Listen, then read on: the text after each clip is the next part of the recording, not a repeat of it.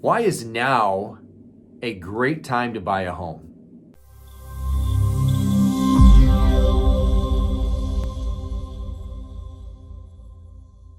Now, before I give you the answer to that, I'm going to throw right on the table perhaps an objection you might have. It might be something like this. Yeah, Kevin, I get it. You're in real estate, so of course you're going to tell me that. Well, I wouldn't just say that, because I'm always going to follow the data. I'm always going to back up a statement with data. So anytime you're hearing me give advice or share information, it's always going to be backed up by the data. So here's the data, if you're wondering why I just came out with that statement about now being a great time to buy, is because there are 450,000 homeowners that purchased their homes between 2021, this is in the United States, by the way, 21 and early 22, when the prices went like that. Rapid incline in property values and purchase prices. And so that you guys remember that time when that was going on. So that's 6 out of 10 buyers that purchased between 21 and 22 that are actually upside down underwater. What that means is that their homes are worth less than the mortgage owed on them. Not a good place to be. And that was all driven off of supply and demand, extremely low inventory and increasing demand. And that'll always be the case in its basic economics. So this negative equity rate are still, believe it or not, they're still lower than historical averages. But nonetheless, this increases the risk of foreclosure for a very important reason, because if somebody needs to sell their home quickly in the event of a financial event that they just need the money, they need access to that equity, it makes it nearly impossible to do so. So that's the thing to keep in mind. There's far more FHA and VA buyers in that situation because they were able to purchase their homes at a much lower down payment, either 0 down payment or 3.5%, which means right out of the chute, they're already at a very risky place in terms of loan to value. But now that the property's plummeted so quickly, the home values did, they're sitting in a negative equity position. Of course, that can all change as we come out of this and start to slowly and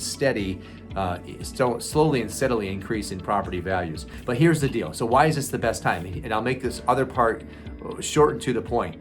It's because seasonally, when I say right now, I mean right now. I don't mean 3 months from now, right now. I mean right now. And the reason, right now being December.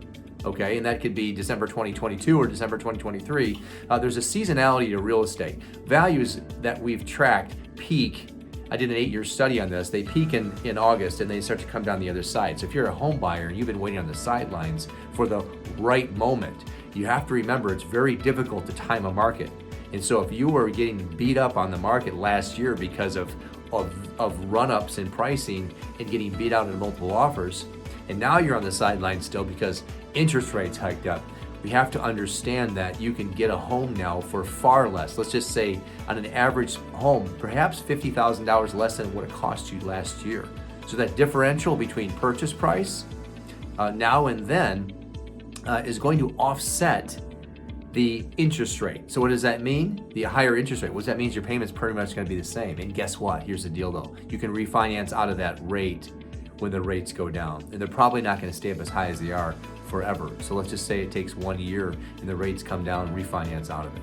So that's the biggest thing that people are not keeping in mind. In my observation is they don't understand that the payment is the same as it would have been, but you're actually living in the home. Back then you couldn't live in it because there were too many people fighting over it. So that's the thing to keep in mind. And also the seasonality of real estate is that home prices continue to go down as we head into the winter months and into January, and then they start to go back up again. So there's a seasonality that looks like that. If you time, there's a way to time it better, which would be to capitalize on the time of year and what's going on with pricing in real estate. So you have a seasonality, and then you also have what's going on a macro level with pricing and the market shift that's happened. So just keep in mind too that supply and demand is still in a place where there's just not a lot of inventory, which is going to prevent homes from just absolutely plummeting. That's the thing that's keeping homes from dropping to the bottom. So good time to buy? Absolutely, if it's the right time for you. And I'm an advocate for that. You've got to be clear about your reasons for buying.